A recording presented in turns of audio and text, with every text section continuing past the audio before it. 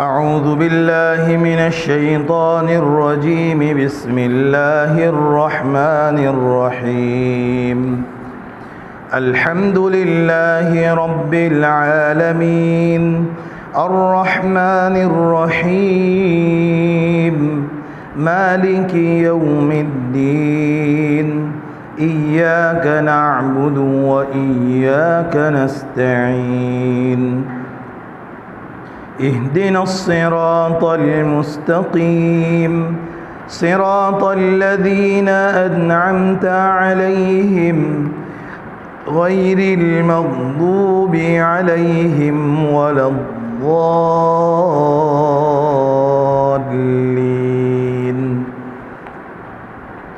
آمين صدق الله العظيم۔ عزیز طلباء و طالبات، السلام علیکم ورحمۃ اللہ وبرکاتہ۔ میں Anglo Urdu high school Urdu medium سے بورنیا سہیل احمد آپ کی خدمت میں جماعت 11 مضمون عربی سبق نمبر 13 جس کا نام ہے الاختبار قسط 4 لے کر حاضر ہوا ہوں۔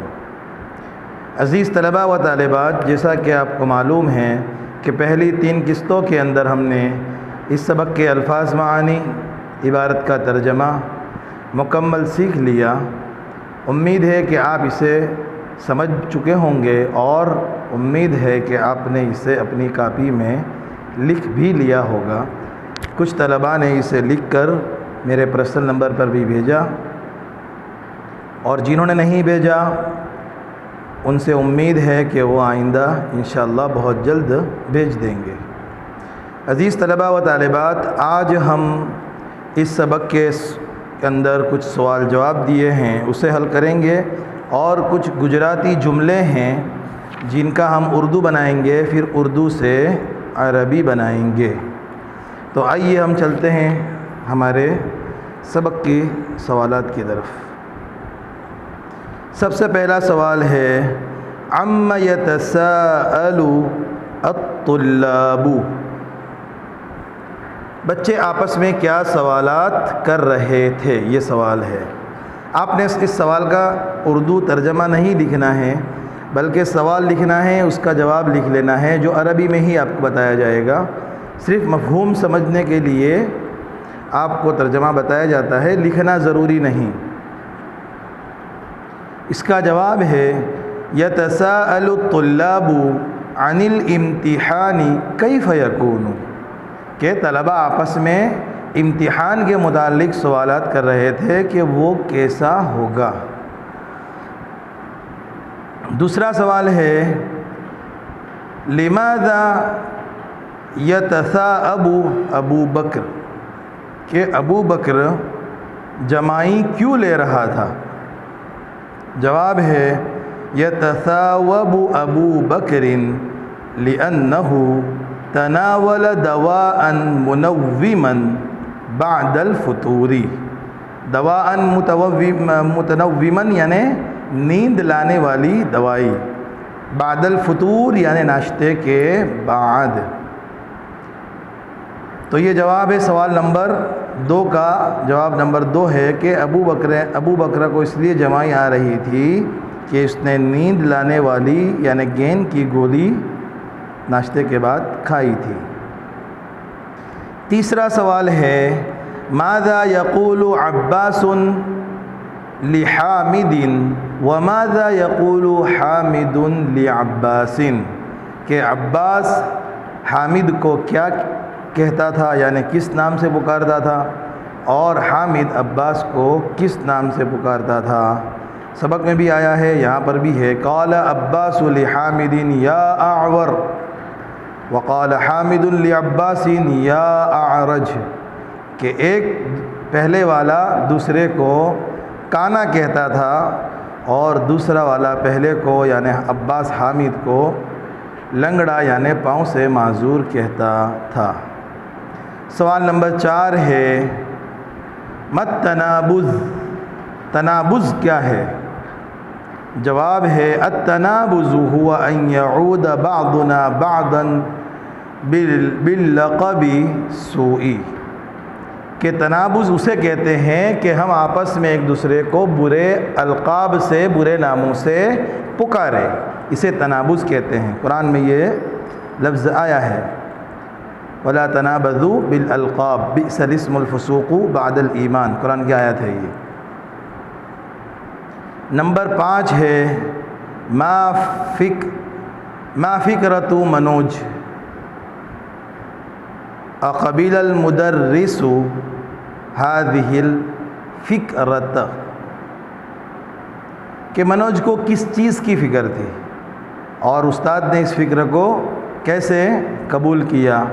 تو ہے یہاں پر جواب اس کا، فکرۃ منوج ان نتعلم طریقۃ البحث عن الکلمات فی المعجم، نعم قبل المدرس هذه الفکرۃ، کہ منوج کو یہ فکر تھی کہ ہم لغت کے ذریعے الفاظ کی بحث کو کیسے سمجھیں، سیکھیں، اس کا طریقہ معلوم کرنے کا سیکھیں، اور استاد نے اس کی سوچ کو، اس کی پیشکش کو قبول کیا اور اس فکر کو سراہا کہ اچھی فکر ہے۔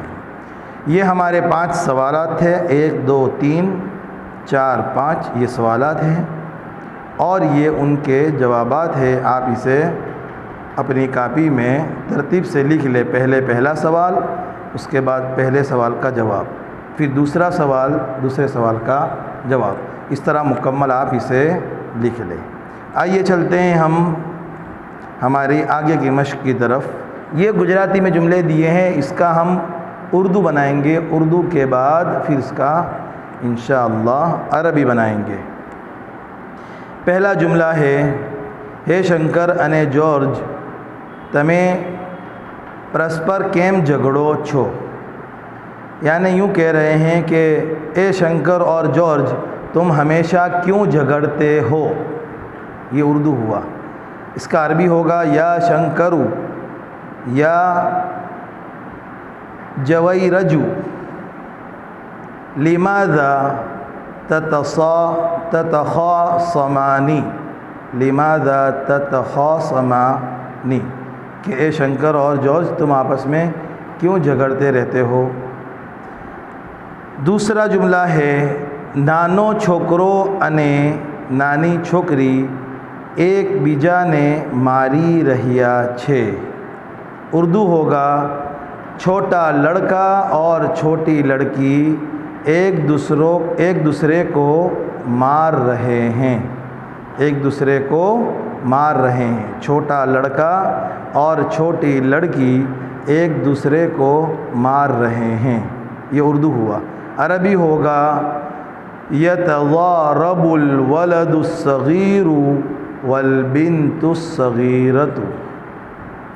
اب یہاں پر آپ کے دماغ میں ایک سوال آئے گا کہ اس کا اردو جملہ یوں ہے کہ چھوٹا لڑکا چھوٹی لڑکی ایک دوسرے کو مار رہے ہیں، تو مارنے کا تو سمجھ میں آیا، لیکن ایک دوسرے کا معنی یہاں پر عربی نہیں آیا۔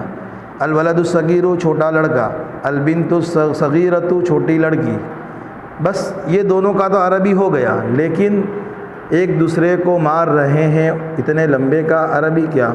تو بس یتضارب، یہ باب استفعال سے ہیں، جس کے اندر باب افتعال سے ہیں، جس کے معنی ہوتے ہیں آپس میں کسی کام کو کرنا۔ یہ فعل متعدی ہے کہ یہ تبھی ہوگا جب 2 فاعل ملیں گے، تبھی یہ ہوگا، آپس میں ایک دوسروں کو ہوگا۔ بھائی آپس ہم اردو میں کہتے ہیں نا، ایک دوسرے کو مارا یا ایک دوسرے کا سہارا بنے یا ایک دوسرے کو کھانا کھلایا، تو یہ وہ فعل ہے جو دونوں طرف سے ہوتا ہے آپس میں۔ زید نے بھی کیا سیم وہی کام، حامد نے بھی زید کے ساتھ کیا، اسے کہیں گے ایک دوسرے سے کرنا۔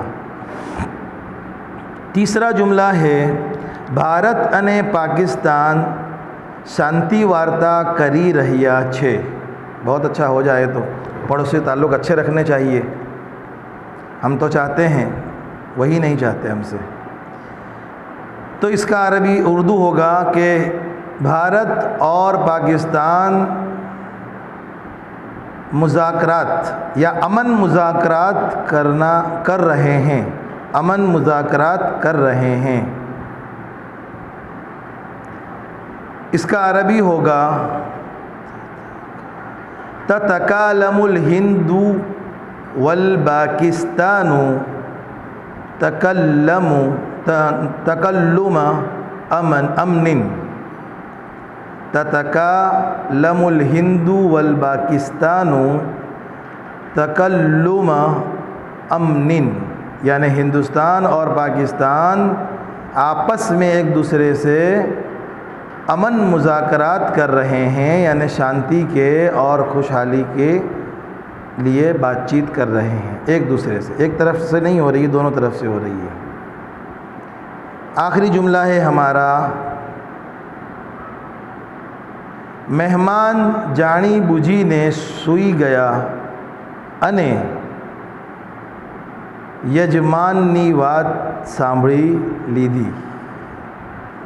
اردو ہوگا مہمان جان بوجھ کر سو گئے اور میزبان کی بات سن لی. اور میزبان یعنی جس کے یہاں مہمان ہو اسے کہیں گے میزبان. مثال کے طور پر حامد کے گھر زید آیا تو آنے والا زید ہے وہ مہمان ہے، اور حامد جس کا گھر ہے، جس کے گھر پر زید آیا ہے، وہ میزبان ہوگا. اردو اس طرح ہوگا، مہمان جان بوجھ کر سو گیا اور میزبان کی بات سمجھ لی. عربی ہوگا تناوم الضیف وسمع کلام المضیف.